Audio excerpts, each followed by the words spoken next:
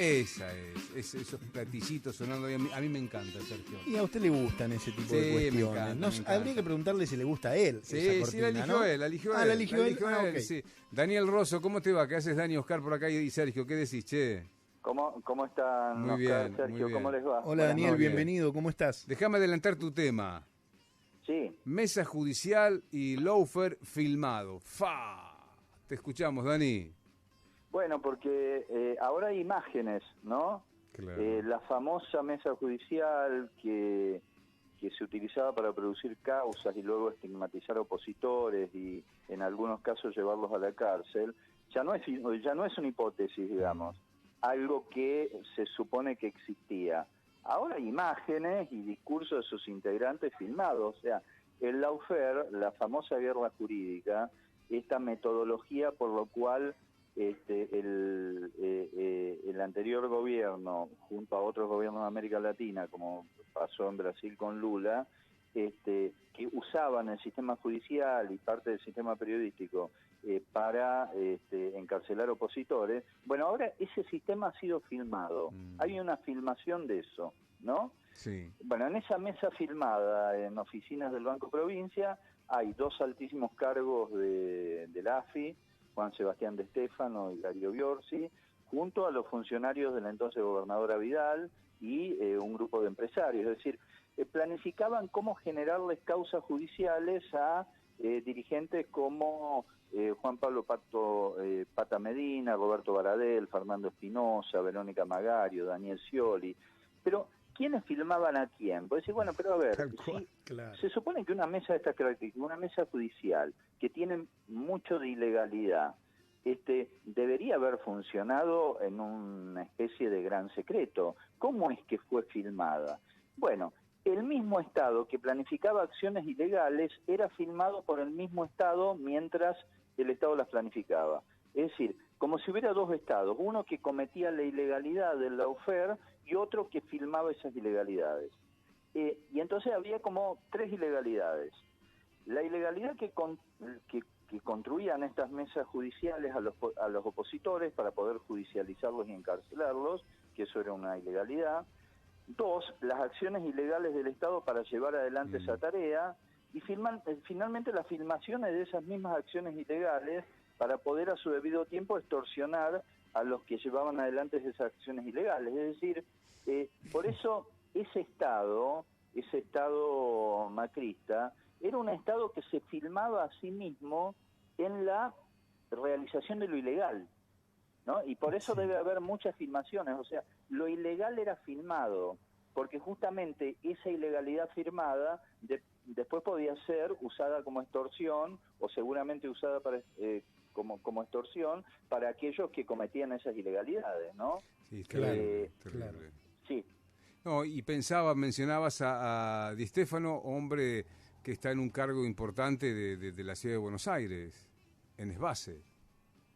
Que efectivamente, y que antes también tuvo cargos importantes en distintas instancias, y bueno, todo eso, o sea, porque ¿qué es el lawfare? El lawfare es una metodología por el cual algunos jueces del Poder Judicial, algunos políticos y algunos medios de comunicación se articulan entre sí para efectivamente generar una denuncia contra alguien, en ese caso un opositor, instalar esa denuncia, judicializarla y finalmente un juez que estaba en este mecanismo del lawfare declaraba el encarcelamiento o algún tipo de medida por el estilo. Por lo cual, el lawfare es un gran aparato de hostigamiento y marginación de una parte del sistema político. Claro.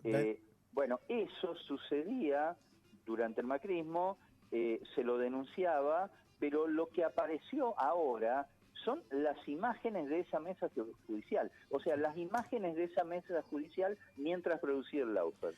Daniel, y nombrabas una de las patas que son los medios. ¿Cómo analizás el rol de esos medios que en otras causas te transmitían 24 horas y ahora el tema totalmente desaparecido? ¿Qué análisis haces?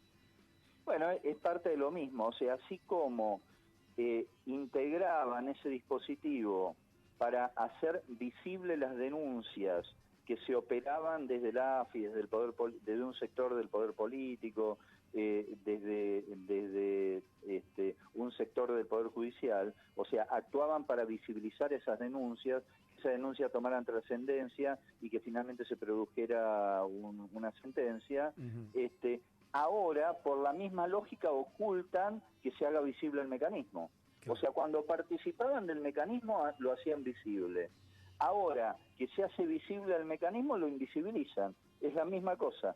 Ahora, Daniel, tanto antes como lo visibilizaban, como ahora que lo invisibilizaban, es parte de la misma operación. Ustedes fíjense el riesgo institucional en que está la dirigencia en la Argentina.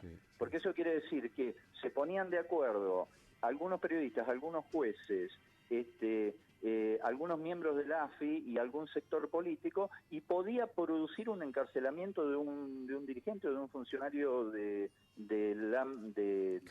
un sector contrario, ¿no? Gravísimo. Sí, y ahí tenemos que entender que existieron fotocopias de fotocopias llamadas las denuncias de un cuaderno. Ahí está la parte de la justicia, no toda la justicia desde ya, pero hay una parte de la justicia que tiene que hacer una autocrítica, y la propia justicia en términos generales tiene que tener una autocrítica. No puede haber tanto silencio de radio, porque realmente nos hace mal a ese punto, al institucional, que alguien mencione la Gestapo, pero como si fuera un café, tremendo, hablando con 5 amigos íntimos, a mí me llena de pánico, Daniel. Claro, ahora, ustedes fíjense que mientras este funcionario, ministro de Trabajo de la provincia de Buenos Aires en la gestión de Vidal, hace esas declaraciones, está participando en una mesa en donde hay distintos integrantes del Estado, esto es de la AFI, del Poder Judicial, del Poder Político, planificando cómo salen a generar denuncias falsas para encarcelar a funcionarios opositores, en ese momento opositores. Ustedes fíjense la gravedad. Y además todo eso se hace bajo un discurso macro, que es el discurso de la Fuerza Republicana. Tremendo. Esto tiene que ser puesto en discusión, o sea, lo que no puede pasar es que quede invisibilizado, tiene que ser discutido públicamente. Sí, y después, bueno, los jueces iban a jugar al pádel a la Quinta de Olivos en esa época, ¿no? Bueno, pero que es parte de esta misma lógica. Claro.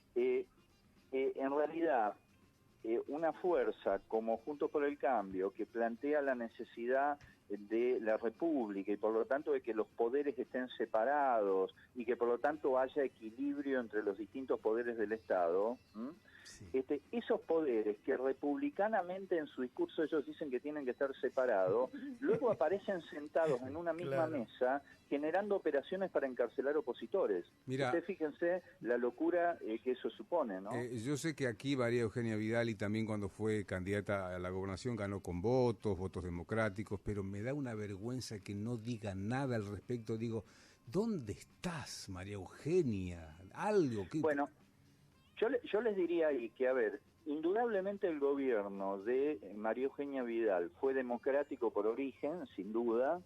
Ahora, cuando uno conoce este tipo de videos del funcionamiento de estas mesas judiciales, uno lo que tiene que decir es que si bien fue democrática por origen, no fue republicana por ejercicio. Bien, Daniel, sí. Excelente. Hay oyentes que se están sumando tanto al streaming como mediante el WhatsApp, saludando tu postura, escuchando, preguntando si son familiares ustedes. Si Daniel Rosso es mi hermano.